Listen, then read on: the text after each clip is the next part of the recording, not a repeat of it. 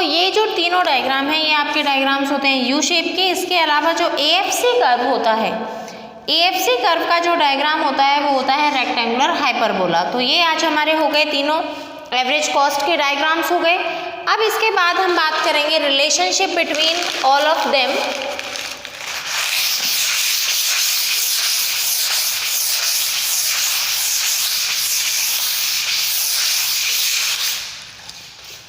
इन सभी के बीच में रिलेशनशिप की हम बात करते हैं। फर्स्ट ऑफ ऑल हम आज यहाँ पे देखेंगे कि एमसी कर्व जो है वो यू शेप का क्यों होता है। Why MC curve has U shaped. देखिए एमसी कर्व यू शेप क्यों होता है, इसका रीजन होता है मार्जिनल प्रोडक्शन।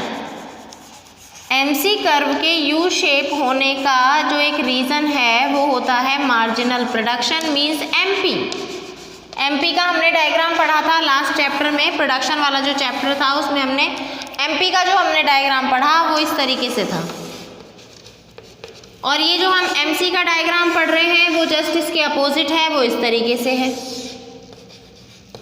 तो देखिए दोनों के जो रिलेशंस हैं इसी के अकॉर्डिंग जो एमपी है उसका रिलेशन होता है किसके थ्रू, एमसी का जो रिलेशन है वो एमपी से मैच करता है। और वो रिलेशन जो है वो किस तरीके से मैच करेगा, देखिए एमपी यानी कि यहाँ पर ये जो मार्जिनल कॉस्ट है,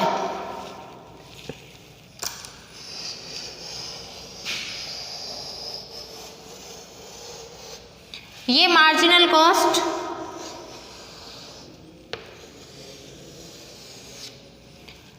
ये आपकी ये मार्जिनल प्रोडक्शन और ये मार्जिनल कॉस्ट। देखिए जैसे ही आप प्रोडक्शन को इंक्रीज करते हैं, प्रोडक्शन जैसे जैसे इंक्रीज होता है, मार्जिनल प्रोडक्शन जैसे जैसे इंक्रीज होने लगता है, तो आपकी जो कॉस्ट है यानी कि जो आपके फैक्टर्स हैं वो फुली यूटिलाइज होने लगते हैं। आपके जो फैक्टर्स हैं वो फुली यूटिलाइज्ड होते हैं, धीरे धीरे का यूटिलाइजेशन होने लगता है। तो जब फैक्टर्स का यूटिलाइजेशन होने लगता है तो आपको न्यू फैक्टर्स की नीड नहीं होती, इसीलिए कॉस्ट जो है वो धीरे धीरे डिक्रीज हो जाती है। लेकिन जब यहाँ पर मार्जिनल प्रोडक्शन सबसे हाईएस्ट पॉइंट पे पहुँच जाता है, यानी प्रोडक्शन सबसे ज़्यादा हो जाता है, तो जहाँ प्रोडक्शन सबसे ज़्यादा होता है वहाँ पर प्रोडक्शन जहाँ सबसे ज़्यादा होगा वहाँ पर कॉस्ट सबसे कम होती है। मीन्स यहाँ पर इस पॉइंट ऑफ आउटपुट पर आपने अपने रिसोर्सेज को फुली यूटिलाइज कर लिया है।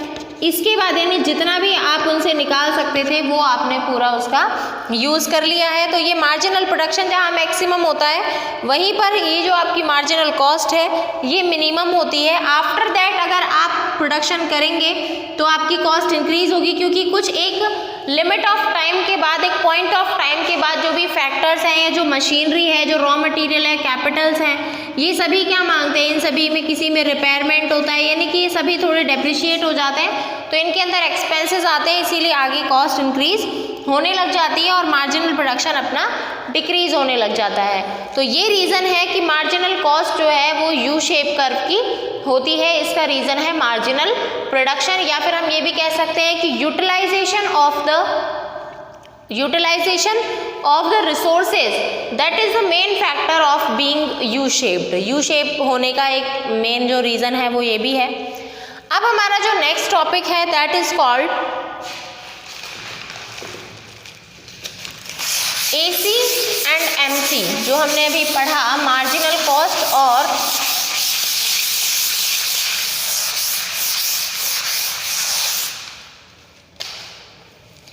the relationship between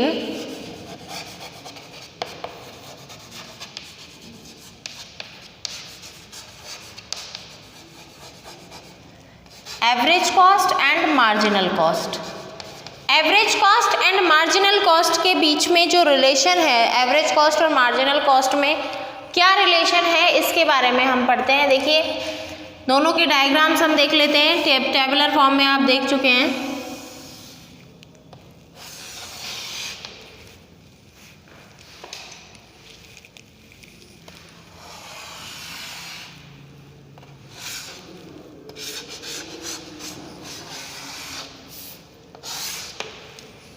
ये आपका ओ एक्स एक्सिस, ये आपका ओ वाई एक्सिस, यहाँ पर ए सी, यहाँ पर एम सी, ये आपका हो गया लेवल ऑफ आउटपुट।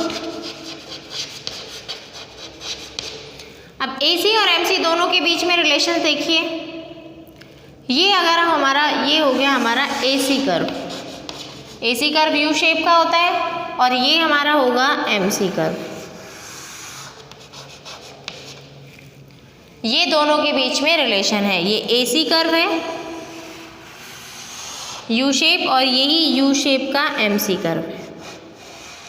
अगर आप टेबुलर फॉर्म में भी देखेंगे तो भी आपको इसी अकॉर्डिंग आपको समझ में आ जाएगा। ये जब मैं एक्सप्लेन करूँ तो आपको AC और MC का जो टेबुलर फॉर्म है वो आपको देखना है, यानी टेबल जो हमने बनाई थी न्यूमेरिकल वो आप देख लीजिएगा, आपको और अच्छे से समझ में आ जाएगा।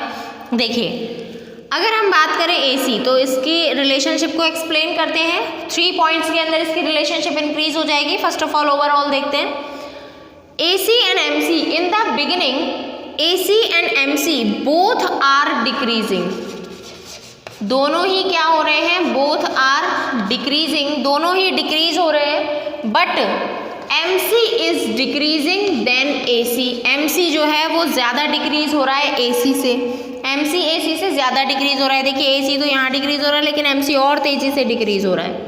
Okay, after that AC gets its minimum point, AC जो है वो उसको अपना मिनिमम पॉइंट मिल जाता है and is cut by MC, MC के द्वारा ये कट होता है अपने मिनिमम पॉइंट पर। तब तक MC जो है वो इंक्रीज होने लग जाती है, MC जो है वो इंक्रीज होने लग जाती है। यहाँ पर होता है MC is equal to AC, तो यहाँ एक दोनों फिर ये नीचे आकर मिनिमम पॉइंट पर पहुँच जाता है, उससे पहले इंक्रीज होने लग जाती है MC और MC इंक्रीज होते हुए इसको इसके मिनिमम पॉइंट पर काटती है। इस मिनिमम पॉइंट पर AC इक्वल्स टू MC होता है। After that both are increasing, दोनों ही इंक्रीज होते हैं, but MC is increasing at the higher rate of AC, MC जो है लेकिन फिर से AC से ज़्यादा तेज़ी से इंक्रीज होता है। तो ये है तीनों पॉइंट, 3 पॉइंट्स के बीच में रिलेशन कि स्टार्टिंग में दोनों ही डिक्रीज होते हैं लेकिन MC AC से ज़्यादा स्पीड में डिक्रीज होता है। आफ्टर दैट MC इंक्रीज होते हुए AC को उसके मिनिमम पॉइंट पर कट करता है। After that both are increasing but MC is increasing at the higher rate then AC, AC से ज़्यादा हायर रेट पे MC इंक्रीज होता है। तो ये हो गया दोनों के बीच में रिलेशन। ये रिलेशनशिप एग्जाम्स में आता है 3 to 4 मार्क का। इसमें आपको इसकी टेबल यानी कि आप पहले TC, AC और MC ये आप तीनों चीज़ें फाइंड आउट करके आप इसकी टेबल और उसके बाद ये डायग्राम्स और फिर उसके बाद एक्सप्लेनेशन, इन चारों चीज़ों से आप इसको एक्सप्लेन कर सकते हो। तो ये आपका हो गया relationship between AC and MC। अब अगर हम नेक्स्ट चीज़ की बात करें तो एक दो छोटे टॉपिक्स और हैं इसमें, वो देखिए TC और MC के बीच में रिलेशन क्या है।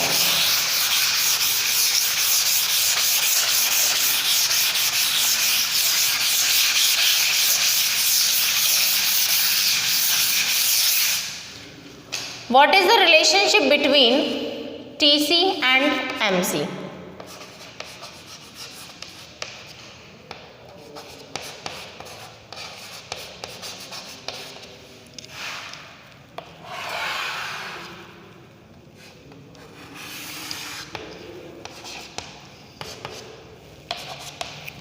ये हमारा हो गया TC का डायग्राम।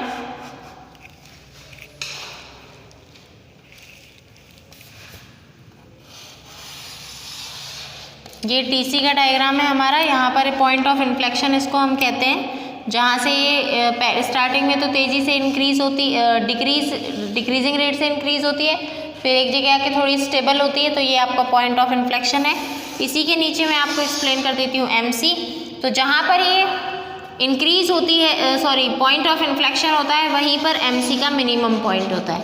ये MC का मिनिमम पॉइंट है, ये देखिए।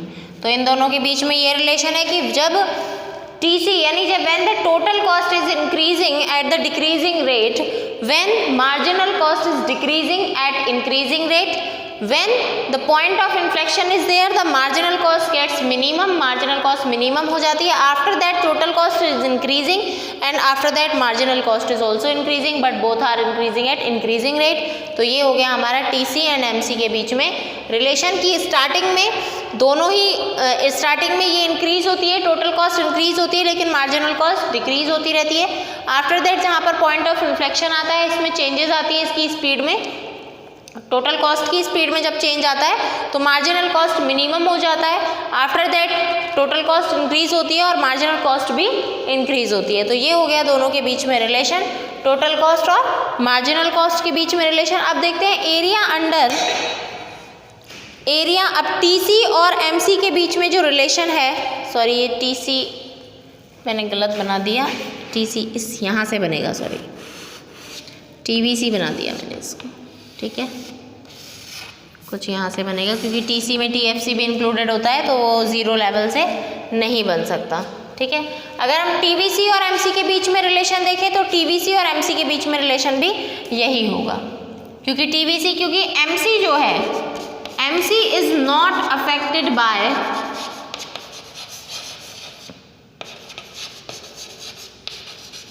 टीएफसी। एमसी जो है वो टीएफसी से बिल्कुल भी अफेक्ट नहीं होती। क्यों नहीं होती? क्योंकि जो एमसी है यानी जो मार्जिनल कॉस्ट है, मार्जिनल कॉस्ट में चेंजेस देखे जाते हैं कि टोटल कॉस्ट में कितना चेंज आया, और जो टीएफसी है टोटल फिक्स्ड कॉस्ट जो है, इसमें चेंजेस का कोई मतलब होता ही नहीं है। इसीलिए टोटल फिक्स्ड कॉस्ट जो है वो इस पर एमसी पर यानी मार्जिनल कॉस्ट पर कोई भी किसी भी प्रकार का इफेक्ट नहीं डालती है। तो ये हो गया हमारा मार्जिनल कॉस्ट और टोटल कॉस्ट और टोटल वेरिएबल कॉस्ट के बीच में रिलेशन। अब एक चीज़ होती है, एक टॉपिक है area under TVC, sorry area under MC. Marginal cost के अंडर में जो एरिया है वो क्या होता है, देखिए ये आपकी हो गई मार्जिनल कॉस्ट। अब ये मार्जिनल कॉस्ट के अंडर में ये जो एरिया है ये किस चीज़ को शो करता है, कौन सी कॉस्ट को शो करता है? ये एरिया शो करता है कौन सी कॉस्ट को? Total variable cost.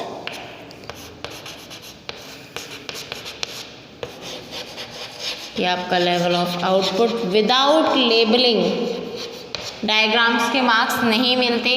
ये एमसी के अंडर में जो एरिया होता है ये आपको शो करता है टीवीसी यानी कि total variable cost. Total variable cost को ये एरिया शो करता है, this is called the total variable cost. क्योंकि अगर आप लेवल ऑफ आउटपुट को यहाँ पर एमसी यानी मार्जिनल कॉस्ट से अगर आप लेवल ऑफ आउटपुट को मल्टीप्लाई करोगे तो आपके पास जो आंसर आएगा वो आएगा टीवीसी। इसीलिए मार्जिनल कॉस्ट के अंडर में जो एरिया होता है ये होता है total variable cost. So has the chapter is completed and in the next video we will discuss about some numericals of this chapter. So thank you, have a nice day, do practice, and tomorrow we will do some numericals. Thank you.